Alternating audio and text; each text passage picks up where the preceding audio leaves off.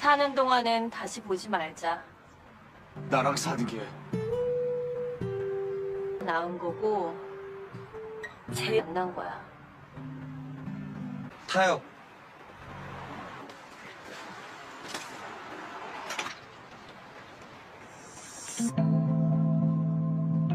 손 떼.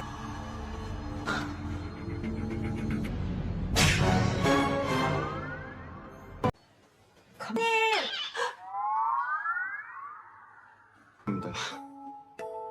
이거 다 맞고 가셔야 된다. 그러세요, 그럼. 엄마, 누나.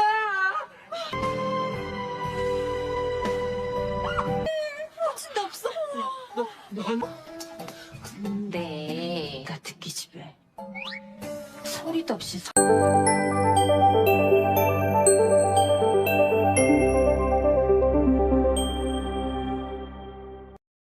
Di awal cerita, kita diperkenalkan dengan seorang wanita muda yang sedang berjogging bernama Bion Mire. Mire melihat banyak orang yang pulang kerja. Mereka terlihat seperti karyawan yang menjadi zombie karena sangat kelelahan bekerja. Mire menyadari ada yang aneh dengan kejadian ini dan ternyata ia sedang bermimpi dan kemudian dibangunkan oleh ibunya. Mire segera bersiap untuk berangkat kerja, tetapi mobilnya terhalang oleh mobil lain.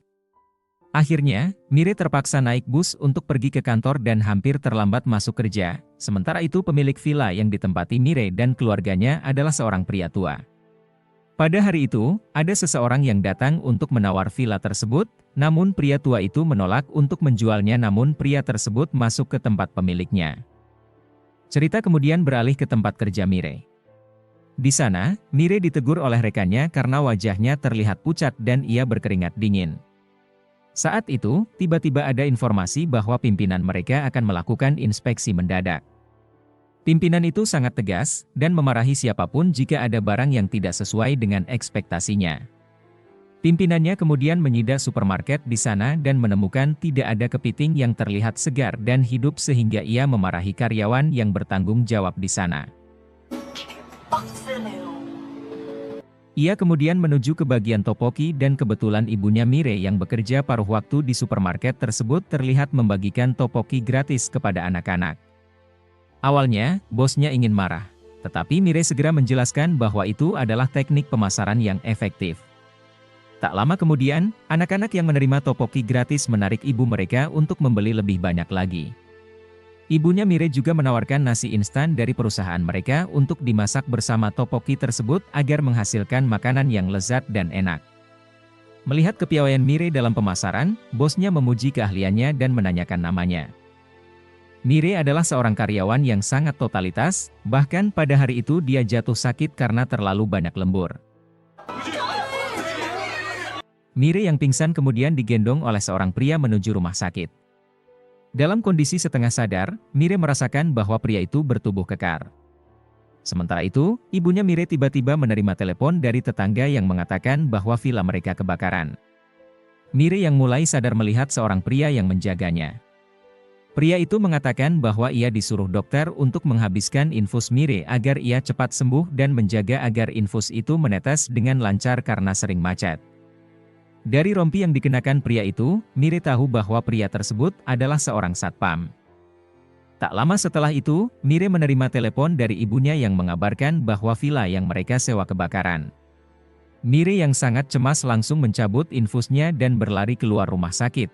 Padahal ia belum membayar biaya perawatan, di depan rumah mereka, area sudah dipenuhi oleh warga dan pemadam kebakaran. Mire dan ibunya sangat panik, terus berteriak agar mereka bisa masuk untuk menyelamatkan barang berharga mereka yaitu si bungsu. Ternyata yang dimaksud si bungsu adalah anjing kesayangan mereka dan terlihat mereka lebih perhatian kepada anjing mereka dibanding dengan saudara kandung Mire. Dalam insiden kebakaran ini, pemilik gedung yang tua meninggal dunia. Anehnya, dari banyaknya kamar yang ada di gedung tersebut, hanya kamar si kakek yang terbakar. Karena keanehan ini, ibu Mire dan beberapa temannya mulai bergosip. Mereka beranggapan bahwa kebakaran tersebut mungkin disengaja, karena tidak masuk akal jika hanya satu kamar yang terbakar, sementara kamar-kamar di sebelah kiri, kanan, dan seberangnya tidak terkena dampak sama sekali. Kepolisian juga tidak bisa mengidentifikasi penyebab kematian si kakek karena semuanya sudah hangus terbakar.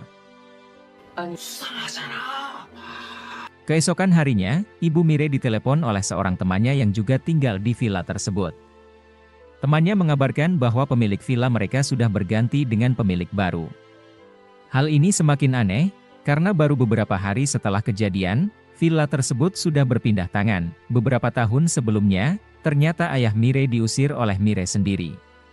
Tak lama setelah kejadian itu, mereka melihat berita tentang kecelakaan yang terjadi di dekat restoran milik bibi mereka. Ketika adik Mire menelepon bibinya, bibi mereka memberitahukan bahwa ayah mereka sudah meninggal. Ciri-ciri korban kecelakaan tersebut sangat mirip dengan ayah Mire. Ibu Mire sangat syok dan sedih karena sebenarnya ia hanya ingin bercerai dari suaminya. Bukan menginginkan suaminya meninggal. Keesokan paginya, Ibu Mire dan 2 orang penghuni villa lainnya dipanggil oleh agen real estate. Ternyata, salah satu dari mereka diminta untuk pindah karena masa kontraknya hampir habis. Pemilik baru villa tersebut mengaku membeli villa untuk ditempati secara pribadi, sehingga perlu ada kamar yang kosong, walaupun hanya 1. Tentu saja, ketiga orang ini belum siap untuk pindah karena biaya pindahan rumah di Korea sangat mahal. Ibu Mire merasa sangat terkejut dan stres, memikirkan bagaimana dia bisa mendapatkan uang untuk pindah, karena dia tidak mungkin meminta uang lagi dari Mire, yang sudah bekerja siang dan malam untuk memenuhi kebutuhan mereka.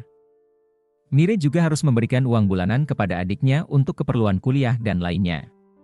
Mire benar-benar mengambil alih peran ayahnya sebagai kepala keluarga, sampai-sampai sebagian besar gajinya habis untuk keluarganya, bahkan tidak cukup untuk memenuhi kebutuhannya sendiri. Ibunya pernah berkata kepada Mire bahwa ia tidak perlu lagi memberi uang kepada adiknya, karena adiknya sudah dewasa dan seharusnya bisa mencari uang sendiri. Namun, ibunya juga tidak mau menceritakan kepada Mire bahwa mereka terancam diusir dari tempat tinggal mereka saat ini. Ibunya bertekad untuk menyelesaikan semua masalah itu sendirian tanpa melibatkan anak perempuannya. Pada hari itu, Ibu Mire pergi menemui anak pemilik gedung sebelumnya. Ia meminta anak tersebut untuk menandatangani petisi agar mereka tidak bisa dipindahkan secara semena-mena oleh pemilik baru. Namun, si anak justru mengeluh bahwa ia tidak punya uang untuk membayar pajak gedung tersebut. Saat itu, tiba-tiba ia menerima telepon dari seseorang yang ingin membeli villa tersebut. Karena tidak punya uang untuk membayar pajak dan kesulitan ekonomi, ia akhirnya menjual villa itu. Ibu Mire kemudian menemui temannya yang bekerja di salon. Temannya mengatakan bahwa masalah yang dihadapinya mungkin sudah selesai. Karena ia mengirimkan foto-foto selfie kepada pemilik villa yang baru dan memohon agar tidak diusir. Akhirnya, pemilik villa tersebut setuju untuk tidak mengusirnya. Ibu Mire tidak menyangka kalau temannya itu seperti rubah licik yang mengambil langkah diam-diam dengan menggoda pemilik villa. Di kantor, Mire bertemu lagi dengan pria yang dulu menggendongnya, tetapi ia tidak menyadari hal itu karena terlalu sibuk dengan tabletnya. Pria itu diam-diam menekan tombol lift untuk lantai yang akan dituju oleh Mire. Di tempat lain, Ibu Mire berniat menemui penghuni gedung lainnya. Namun, ia menemukan bahwa penghuni tersebut justru memanfaatkan cucunya untuk menulis surat agar dikasihani dan tidak diusir. Ibu Mire kemudian teringat nasihat temannya yang bekerja di salon, bahwa mereka tidak bisa hanya diam, melainkan harus merayu pemilik gedung yang baru. Akhirnya, Ibu Mire mencoba menelepon pemilik gedung tersebut sambil menangis dan memohon, menjelaskan bahwa ia adalah seorang janda dan anaknya sudah bekerja keras sampai sakit. Namun, ternyata pria yang sebelumnya mengaku sebagai pemilik villa baru bukanlah pemilik aslinya. Ia hanya seorang kaki tangan dari seseorang yang merupakan pemilik aslinya. Sore itu, setelah bekerja, Mire berjanji untuk bertemu dengan temannya dan makan malam bersama. Pada saat itu, teman-teman Mire mengusulkan agar Mire mencoba kencan buta. Mereka bahkan berusaha menjodohkannya dengan kenalan mereka. Ternyata, hingga kini mantan pacar Mire masih terus mengirim pesan, berharap mereka bisa kembali bersama. Kembali ke masa lalu, mantan pacar Mire adalah seorang anak mama, yang bahkan kukunya pun harus dipotong oleh ibunya. Suatu hari, pacar Mire mengajaknya untuk segera menikah, tetapi Mire menolak karena ia sama sekali tidak tertarik untuk menikah. Alasannya, ia merasa bertanggung jawab untuk menghidupi keluarganya sebagai kepala keluarga. 헤어진 친구 중에 진짜 괜찮아. Sesampainya di rumah, Mire protes kepada ibunya karena memasak banyak makanan dan mempersiapkan peringatan kematian ayahnya. Karena merasa kesal, Mire akhirnya naik ke atas untuk menenangkan diri. Ibu Mire mendatangi Mire dan berkata bahwa, bagaimanapun, ayahnya adalah orang yang pernah dicintainya. Ibu Mire meminta agar Mire tidak terlalu membenci ayahnya. Mire kemudian teringat bagaimana ia menjalani hidupnya, di mana ibunya selalu ada untuk menyelesaikan setiap masalah yang dihadapinya. Karena itulah, ketika Mire dewasa dan mendapatkan pekerjaan, ia meminta ibunya untuk tidak lagi melakukan pekerjaan paruh waktu yang berat. Mire berjanji akan menyenangkan hati ibunya. Malam itu, atas bujukan ibunya, Mire akhirnya setuju untuk melakukan upacara peringatan kematian ayahnya. Malam itu, mereka pun melangsungkan upacara peringatan kematian ayahnya. Ibu Mire mencoba mengirim pesan kepada pemilik gedung yang baru, tetapi pesan tersebut tidak dibalas. Selama upacara berlangsung, Ibu Mire menangis dengan sangat pilu. Menurut kepercayaan orang Korea, semakin kita meratapi seseorang yang telah meninggal, maka arwahnya akan semakin tenang. Saat suara tangisan Ibu Mire dan adiknya menggema di udara, seorang pria turun dari mobil mewahnya di halaman villa tersebut. Menurut kepercayaan setempat, saat upacara peringatan kematian seperti ini dilakukan, arwah orang yang telah meninggal akan datang untuk makan bersama dengan orang-orang yang masih hidup. Tiba-tiba, adik Mire berkata bahwa ia merasa arwah itu benar-benar hadir dan anjing mereka mengonggong saat pria tersebut datang ke arah rumah Mire. Ibu Mire, yang sangat terkejut, hampir terjatuh, tetapi segera ditangkap oleh seseorang yang ternyata adalah ayah Mire. Semua orang terkejut, karena orang yang selama ini dianggap telah meninggal tiba-tiba muncul dan mengaku sebagai pemilik gedung yang baru. Saat itu, suasana menjadi sangat kacau karena semua orang kebingungan dan terkejut dengan kehadiran ayah Mire dan ia juga mengaku sudah membeli villa ini. Pada awalnya, ayah Mire, yang dikenal sebagai Mujin, ingin melihat villa yang baru saja ia beli. Namun, ketika mendengar suara tangisan, ia segera mendatangi sumber suara tersebut. Pintu kamar itu telah dibuka oleh adik Mire, sesuai dengan tradisi setempat yang meyakini bahwa arwah akan datang untuk makan bersama dengan mereka. Kehadiran ayah Mire, yang sebelumnya dianggap telah meninggal, tentu saja mengejutkan semua orang. Adik Mire sangat bahagia dengan kembalinya sang ayah, karena ia tidak merasakan beban yang sama seperti Mire, yang merasa telah berjuang mati-matian untuk menghidupi keluarganya setelah kepergian ayah mereka. 11 tahun yang lalu, Ibu Mire menggugat cerai ayahnya dan meminta hak asuh atas kedua anak mereka. Dulu, keluarga Mire memang tinggal di sekitar villa tersebut, sehingga gosip cepat menyebar ketika tetangga mengetahui bahwa pemilik baru villa adalah mantan suami Ibu Mire. Semua orang membicarakan ayah Mire yang tiba-tiba kembali dalam keadaan kaya raya, meskipun dulu ia dikenal sebagai suami yang dianggap tidak bertanggung jawab. Usaha yang ia bangun selalu gagal, bahkan ia menghancurkan usaha milik istrinya. Karena 3 penghuni villa yang kontraknya hampir habis enggan pindah, ayah Mire memutuskan untuk merenovasi ruangan yang terbakar dan menempati unit tersebut. Hari itu, ia berbelanja besar-besaran, membeli barang-barang mewah dan berkualitas tinggi. Adik Mire sangat gembira dan hampir tidak percaya bahwa ayahnya kini kembali dalam keadaan kaya raya. Ternyata, ayahnya tidak pernah meninggal, dan kecelakaan yang dulu dikira melibatkan ayahnya ternyata bukan dia. Saat adik Mire berbincang dengan ayahnya, Mire segera memintanya untuk turun ke bawah. Sebagai anak pertama, Mire merasa paling kesal dengan perilaku ayahnya. Bahkan, dulunya Mire yang mengusir ayahnya karena sangat muak dengan tingkah lakunya. Mire memutuskan untuk keluar dari villa tersebut karena ia tidak mau tinggal berdekatan dengan ayahnya. Ibu Mire masih sulit mempercayai perubahan drastis yang terjadi pada mantan suaminya. Pria yang dulu ia ceraikan karena dianggap tidak becus, kini tiba-tiba menjadi orang kaya. Pagi itu, Mire mengatakan bahwa mereka akan segera pindah dari tempat tinggal mereka dan berencana meminjam uang untuk membayar biaya pindahan yang sangat mahal. Setiap sore setelah pulang kerja, Mire dan ibunya sibuk mencari kontrakan baru, sementara adiknya, Hyunjae, terkejut melihat bahwa harga villa tempat mereka tinggal mencapai 3 miliar won. Dalam hatinya, Hyunjae merasa kagum dengan kekayaan ayahnya, sementara itu, Ayah Mire dengan cepat mempekerjakan banyak pekerja untuk merenovasi unit yang terbakar. Sebagian besar penghuni villa family adalah tetangga lama ayah Mire. Kecuali seorang pria botak yang baru tinggal di sana selama setahun. Meski baru, pria botak tersebut merasa pernah mengenal ayah Mire, namun tidak bisa mengingat dari mana. Suatu hari, ketika ibu Mire sedang menunggu Mire untuk mencari kontrakan baru, ia bertemu dengan mantan suaminya. Di depan tetangga-tetangganya, mereka berpura-pura tidak saling mengenal. Namun, tiba-tiba Hyunjae berteriak memanggilnya dengan sebutan, ayah. Hal ini membuat semua orang sadar bahwa mereka adalah mantan suami istri. 싫어하냐? 오늘은 무조건 정하자. Cerita kemudian beralih ke Taepyeong, seorang pria yang pernah menggendong Mire.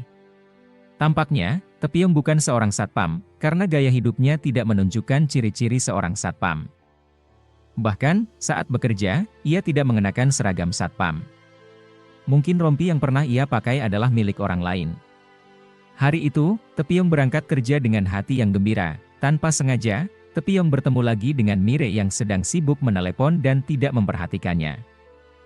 Sementara itu, Mujin, yang barang-barangnya sedang dipindahkan oleh jasa pindahan rumah, memiliki sebuah tas yang tidak boleh disentuh oleh orang lain.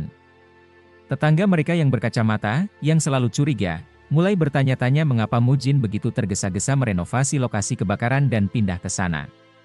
Apakah ada sesuatu yang ia sembunyikan?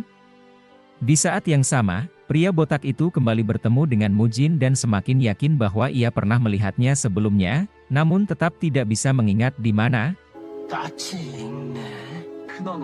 Ketika Mujin sedang membuang sampah yang berisi barang-barang dari rumah pasca kebakaran, ia menemukan sebuah topi dengan lambang yang tidak dikenalnya. Sepertinya Mujin mencurigai sesuatu.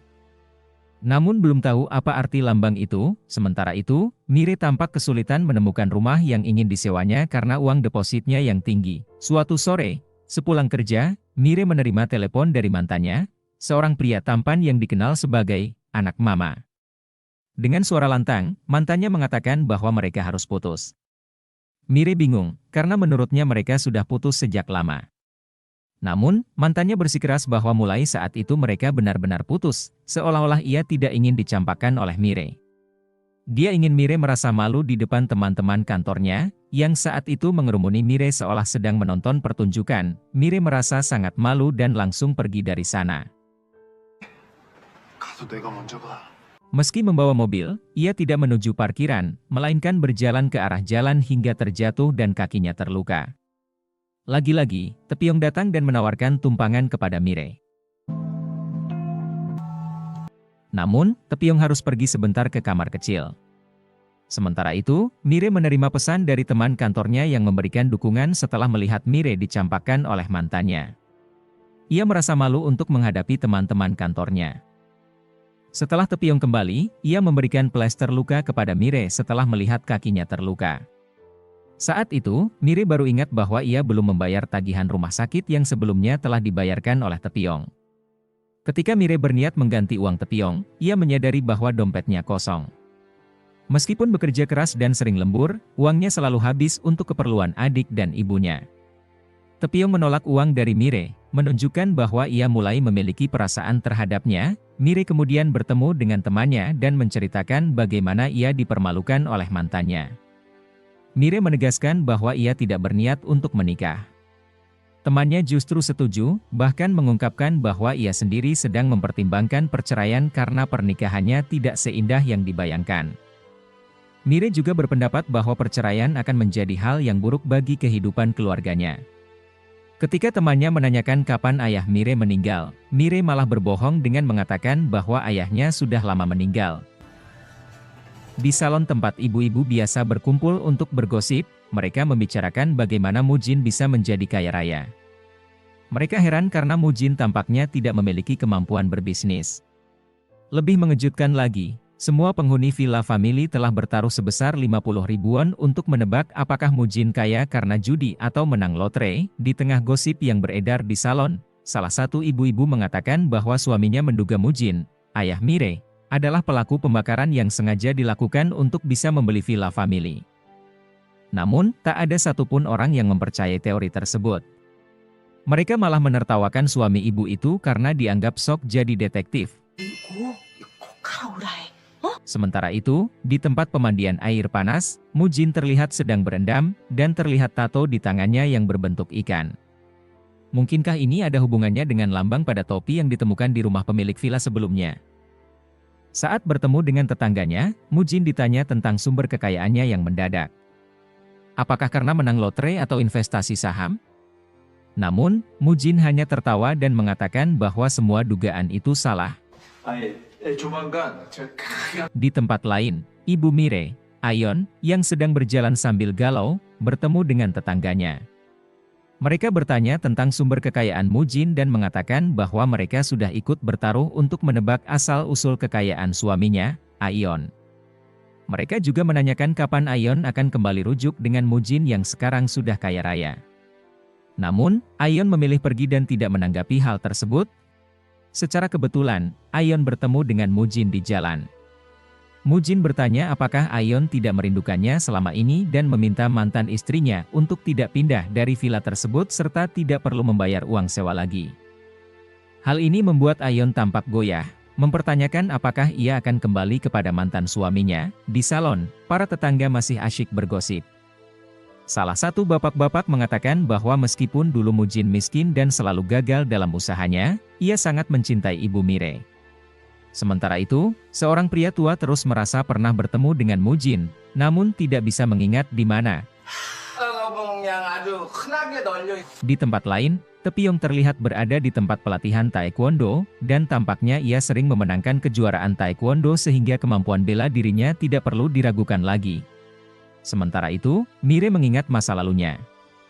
Dulu, keluarganya membuka sebuah kedai makanan kecil.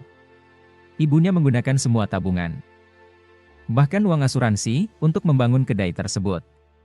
Saat itu, Mire masih SMA, dan kedai mereka berjalan lancar, menjadi sangat ramai karena hanya ada satu kedai makanan di wilayah itu. Namun, suatu hari, kedai tersebut diobrak-abrik oleh rentenir. Ternyata, ayahnya meminjam uang dari rentenir tanpa sepengetahuan Ibu Mire, yang akhirnya menyebabkan kehancuran usaha tersebut. Inilah yang menjadi awal dari kebencian Mire terhadap ayahnya, karena menurutnya, ibunya sudah terlalu sering memaafkan ayahnya yang terus-menerus membuat kesalahan. Mire kemudian meminta ayahnya untuk pergi dan menjauhi keluarganya seumur hidup. Ibu Mire terlihat bimbang setelah mantan suaminya menawarkan untuk rujuk dan tinggal di villa tanpa membayar sepeser pun. Ia terus menolak pindah dengan alasan tidak cocok dengan tempat baru. Mire, yang kesal dengan situasi ini, mengajak ibunya untuk melihat kontrakan baru yang harganya mirip dengan kontrakan mereka sekarang. Namun, ibunya terus mencari alasan untuk tidak pindah, hingga akhirnya Mire menunjukkan foto adiknya yang pamer di Instagram tentang ayah mereka yang kini kaya raya. Hal ini membuat Ibu Mire dan Mire sangat marah. Mire tampak membentak ibunya yang tidak mau pindah, hingga membuat ibunya kesal dengan sikap Mire. Sore itu, Ibu Mire pergi tanpa memberitahu Mire kemana perginya.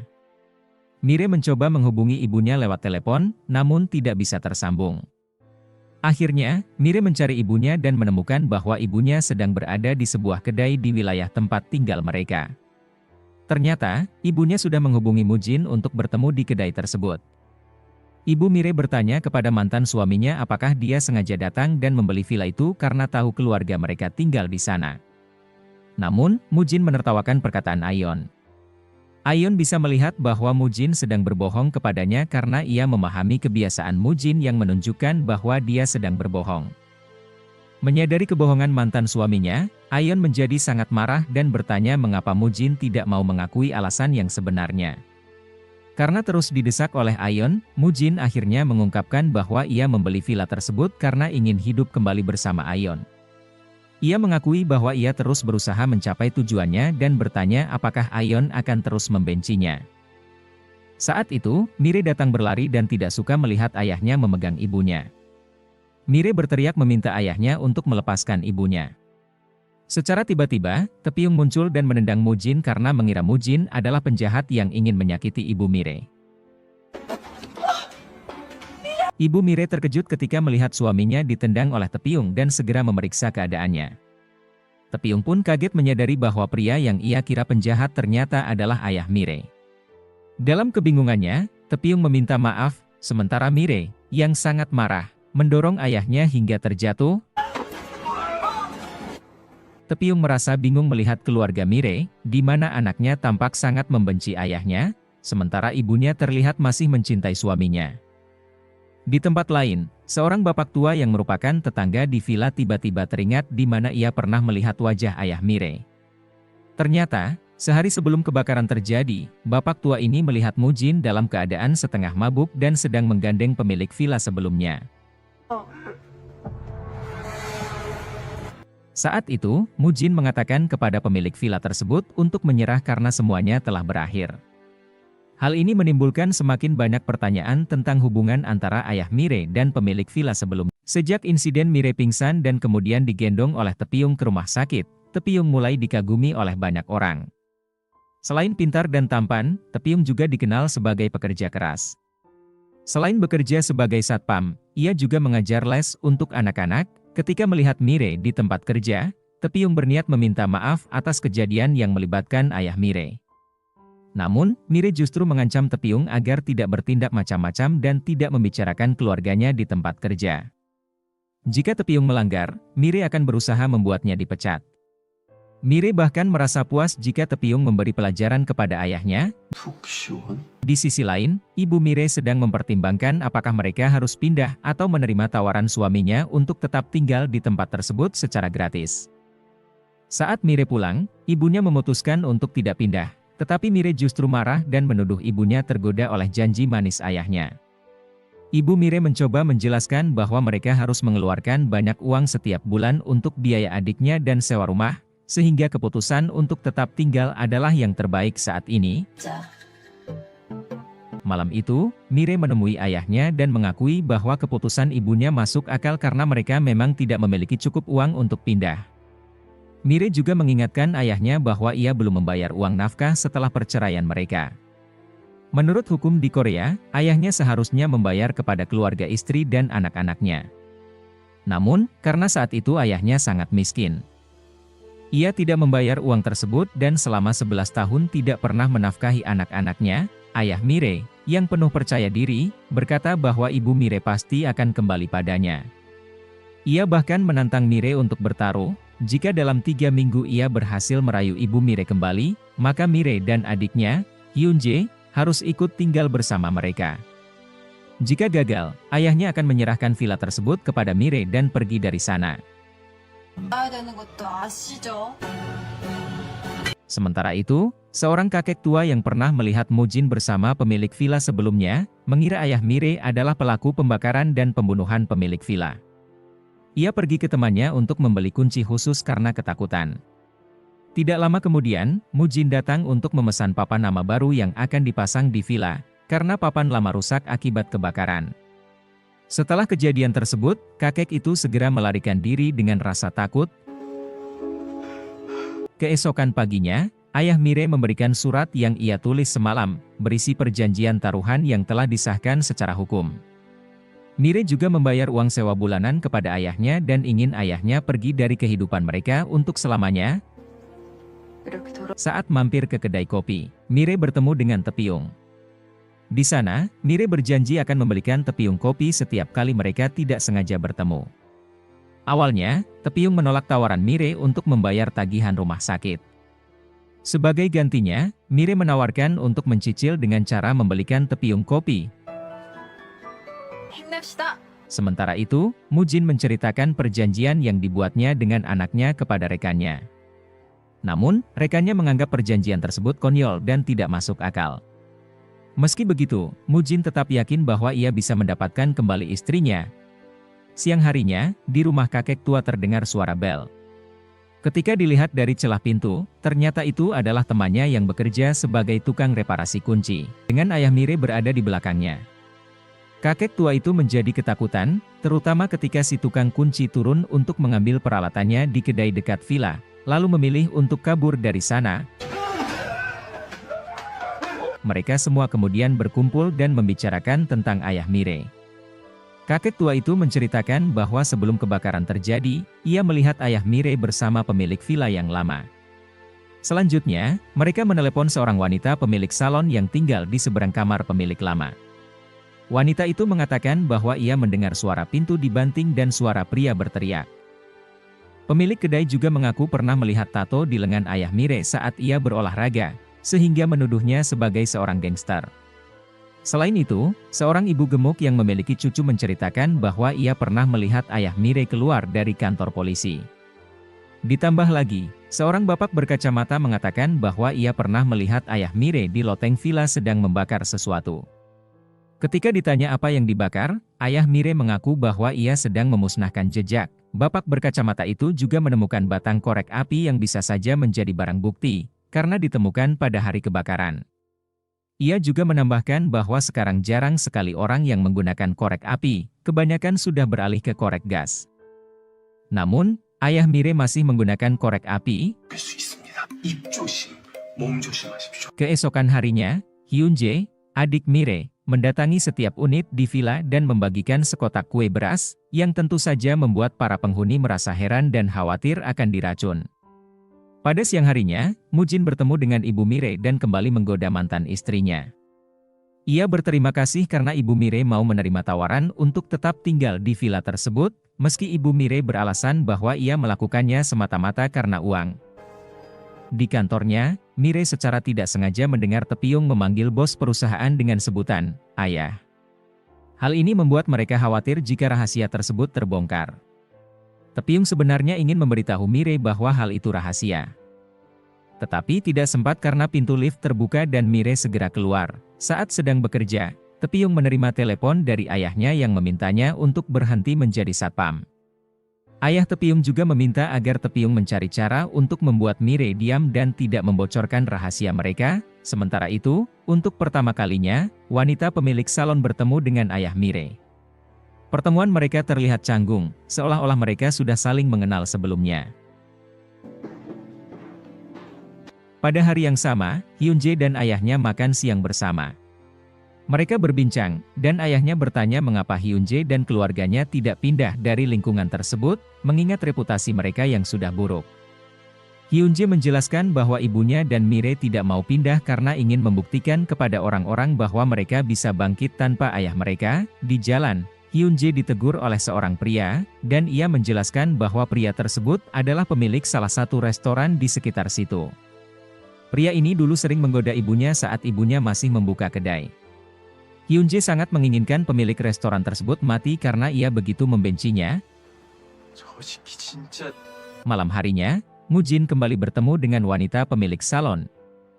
Dan sekali lagi, pertemuan mereka menunjukkan tanda-tanda bahwa mereka saling mengenal. Wanita itu memperingatkan Mujin agar tidak menceritakan apapun kepada orang lain. Di kantor, rumor tentang adanya anak pemilik perusahaan yang bekerja di sana mulai tersebar luas, dan para karyawan mulai menebak-nebak siapa sebenarnya anak itu. Salah satu karyawan menyebutkan bahwa Mire mengetahui hal ini, tetapi ia tidak ingin membicarakannya. Setelah pulang kerja, Taepyeong sudah menunggu Mire di depan ruang kerjanya. Mire mengajak Taepyeong makan dan memintanya untuk mentraktir. Di saat itu, Mire langsung mengatakan bahwa tidak perlu menjelaskan apapun karena dia juga tidak tertarik untuk mengungkapkan rahasia pemilik perusahaan.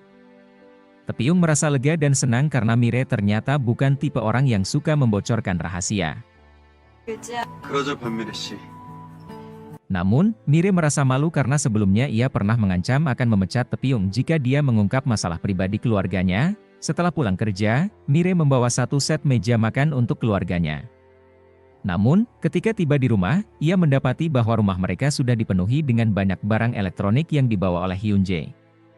Semua barang tersebut dibeli dengan uang dari ayah mereka.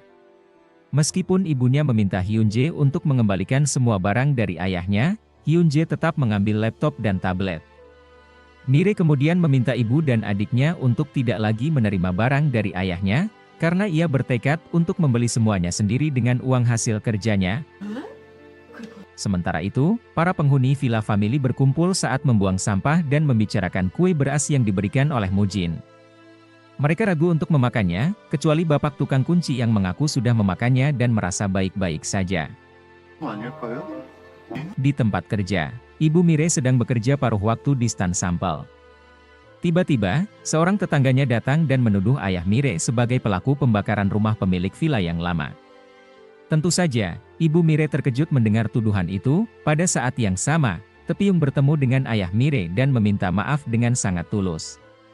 Sementara itu, wanita gemuk yang sebelumnya melabrak Ibu Mire memaksa Ibu Mire untuk mengakui bahwa mantan suaminya adalah pelaku pembakaran. Ayah Mire datang dan mencoba menghentikan keributan tersebut dengan menarik tangan wanita gemuk itu, tetapi Mire segera melepaskannya. Mire kemudian beralih ke ibunya, memegang pundaknya, dan berkata kepada wanita gemuk itu agar tidak melibatkan orang asing dalam urusan keluarganya. Di depan villa family, dua penghuni mendatangi Mire dan ibunya, mendesak mereka untuk mengakui bahwa ayah Mire adalah pelaku pembakaran. Ibu Mire menegaskan bahwa ia tidak akan pernah bercerai dari suaminya jika suaminya benar-benar seberani itu. Sementara itu, Mire menyatakan bahwa ia tidak peduli dengan perjanjian yang sudah dibuat, tetapi ia meminta ayahnya untuk pergi karena ia selalu menimbulkan masalah. Kata-kata Mire membuat ayahnya teringat kembali bagaimana Mire dulu pernah memintanya untuk pergi dari keluarga mereka. Malam itu, Hyun-jae pulang dalam keadaan mabuk. Ia membawa alat pendeteksi kebohongan dan meminta ayahnya untuk bicara jujur. Anehnya, semua pertanyaan Hyun-jae tentang tato di tangan, memukul pria yang menggoda istrinya, memakai korek api, bahkan ke kantor polisi, menunjukkan jawaban yang jujur. Keesokan harinya, ayah Mire mendatangi kantor polisi. Di sana, ia mengatakan bahwa ia datang untuk menanyakan kasus kebakaran di villa family. Sementara itu, bapak berkacamata sedang menelepon istrinya dan memberitahukan bahwa ia sedang membuntuti ayah Mire yang sedang menuju kantor polisi. Pada hari itu, ayah Mire akhirnya mengumpulkan semua penghuni villa family untuk memberikan klarifikasi. Ia marah besar kepada mereka karena telah mengusik mantan istrinya dan anak-anaknya. Ia bertanya mengapa mereka tidak bertanya langsung kepadanya jika ada masalah. Ayah Mire menjelaskan bahwa ia memang pernah bertemu dengan pemilik villa sebelumnya untuk menawar villa tersebut karena ia ingin membelinya. Alasan utamanya adalah agar ia bisa lebih dekat dengan anak-anaknya. Namun, ia menegaskan bahwa ia sama sekali tidak terlibat dalam kebakaran ataupun pembunuhan pemilik villa sebelumnya. Ayah Mire meminta semua orang untuk berhenti mengganggu keluarganya. Ia bahkan menawarkan untuk membayari semua makanan dan minuman yang dipesan oleh warga di sana. Karena janji yang menggiurkan itu, para penghuni villa pun mulai menyukai dan mendukung ayah Mire. Di sisi lain, Mire menerima pesan dari ayahnya yang menyatakan bahwa ia tidak akan meninggalkan kehidupan mereka. Sementara itu, ketika Hyun-jae menyebutkan bahwa ada seorang pria yang pernah menggoda ibunya, Mu-jin diam-diam mengikuti pria tersebut. Ia mendapati pria itu hampir saja melecehkan seorang pelayan restoran. Ayah Mire kemudian memberikan pelajaran kepada pria tersebut.